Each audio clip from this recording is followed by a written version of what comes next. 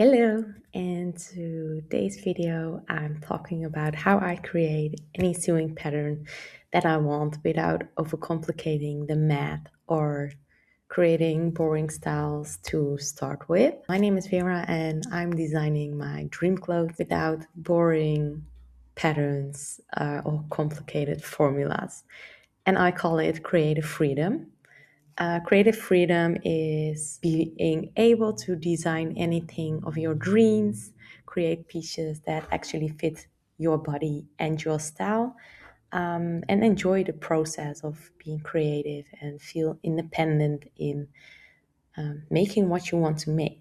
In this video, I will walk you through exactly how I create the patterns for the pieces that I make and how you can create clothes that you want to make that feel like you and fit your body in a nice way. So it's just a way of how to create pattern pieces that you know that you are going to like wearing. When I started with sewing, I knew what I wanted to make. And that was the only thing I could focus on the outcome that I wanted. Because when I started with sewing, I was like, okay, I'm going to design my own clothes and make them and turn all of my ideas in my head into pieces that I can go out with and wear all the time. But being in sewing lessons didn't exactly learn me how to make my own patterns. I could follow patterns and I know how to use the machine. But after 1 year, I was like, okay, every pattern that I make, I want to adjust a little bit something to make it more my style, as well as fit me even better to work with my own measurements. And that's when I started taking pattern making courses, which was very excited for me. I was like, okay, now the real thing is going to happen.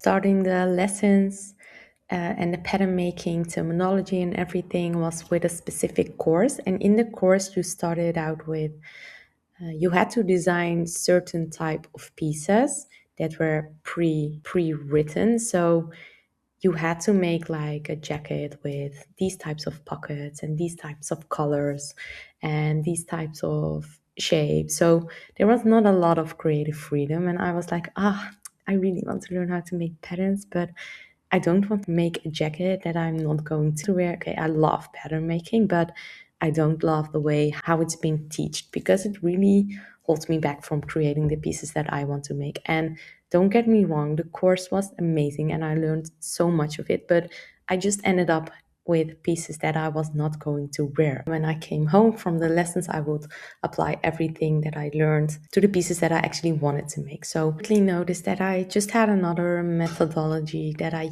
liked using for creating patterns, knowing certainly that I want to wear the pieces, because you don't want to put the time and effort into making pieces that you're not going to wear, especially if you have like so many ideas on your Pinterest board, on your mind. You get I don't know where you get your inspiration from, but I do think you have like a lot of ideas if you watch this video. So yeah, I just wanted those ideas to come to life because they have existed in my head for so long, and I just wanted an outlet that I could explore and get them done, like all of them. You're an ambitious sewist who has so many ideas and really want to get into pattern making as well. I'm sharing a lot of my knowledge, my process, and different tips and tricks on how to make your own patterns that fit your style and your body in my free community. So if you want to join the community, make sure to click the link below and leave a request, and then I will let you in. I really want to show you what my process is of making the pieces that I want to make with the techniques that you need for them. And I created a roadmap for that to make it, visual, because I think we are all very visual people here. The first phase is pattern confidence. The second phase I go through is design thinking. The third phase is pattern creation and modification. The fourth phase is sewing execution. And the last phase is creative confidence. In the first phase, we have the pattern confidence, and here is where I do use my basic blocks. But basic blocks is not the most fun thing to do because it's not very interesting in style or anything. So I know you might be thinking like, well, Vera, you are all about talking about creating dream pieces, but once you do it one time very well, it's set up and you have endlessly use of them. You make them in your own measurements, and this is just a very good base to start with. From here, you can create anything and everything that you want. You have different pattern blocks for dresses, skirts, tops, and also for pants, but I didn't add them in here. So once you made the pattern blocks, I go to my Pinterest board. And here I really try to see patterns. Patterns as in, what do I pin a lot? What are the details of that? So here's where you really try to think of designs as in pattern making. So what are the details of a piece? Let's take one example here. So for example, I pinned the blouse on the left. So what I do is I go over the piece. So what it's like, it has a dropped shoulder, it has puff sleeves, and it has a smocked body. I really love it. I really want this in my closet. I need this. I know I'm going to wear this a lot. It's comfortable. It has a fun pattern.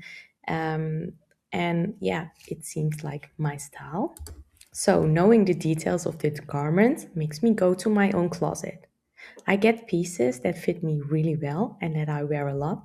Maybe not only look in your closet, but look in your laundry basket, because you really want the pieces that you wear a lot, a lot, a lot, that you can't stop wearing.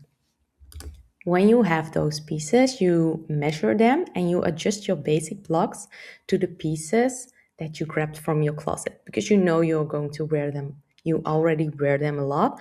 So now you want to translate them into the patterns you love creating. And once you did that, you're going to add the details of the pattern you search for in your inspiration.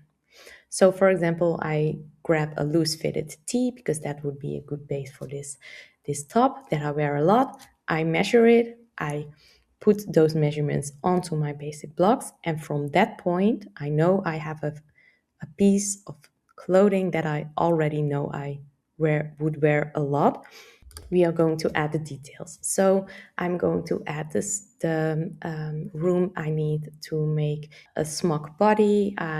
Maybe I need to deepen the armhole a little bit to get the puff sleeve, make the sleeve a little bit wider to create more volume and things like that. So really reverse engineer the items that you have in your closet plus the items that you search for on Pinterest that you like. I really try to get very, very, very intentional about the things that I see and why I like certain details. So, why do I like the puff sleeve? Well, I'm very small, so I like to wear clothes that make me look a bit bigger sometimes. So, I like the puff sleeves and the smock combination to make my shoulders look a little bit more wide, and that gives my body like more of a presence. That's just the feeling that I have.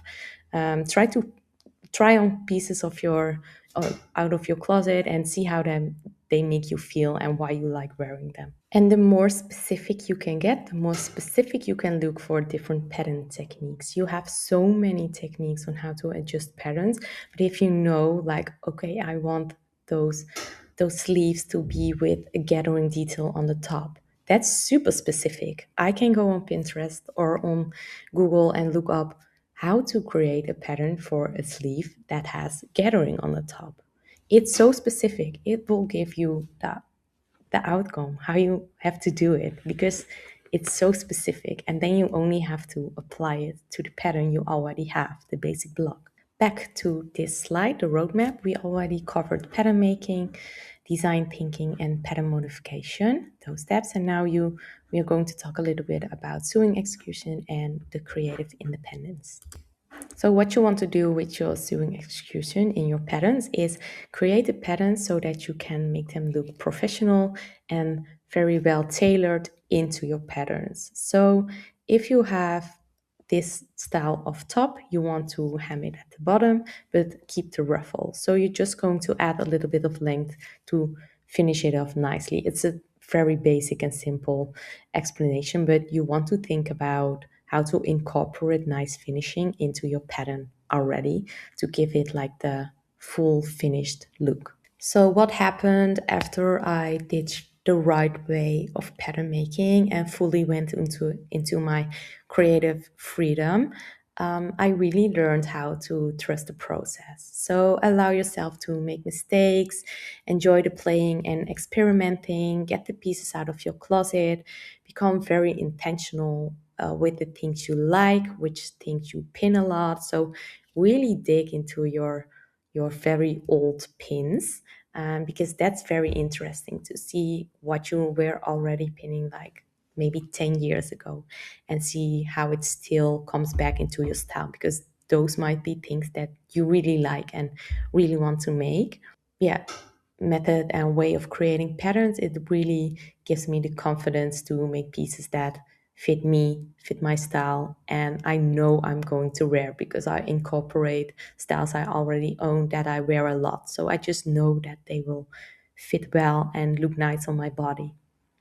It's also just so nice to be able to have those basic blocks on your own size, so you can create such amazing patterns that, yeah, reflect your body and people's patterns. They also are very cool and very nice, but just know that they probably also base the measurements on their body, so it will always be a little bit off.